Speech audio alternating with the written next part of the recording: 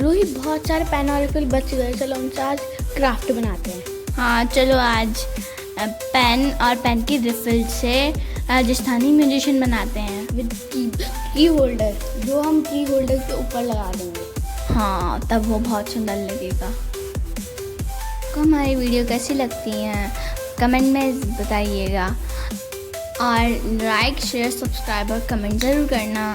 Thank you for watching. Bye bye.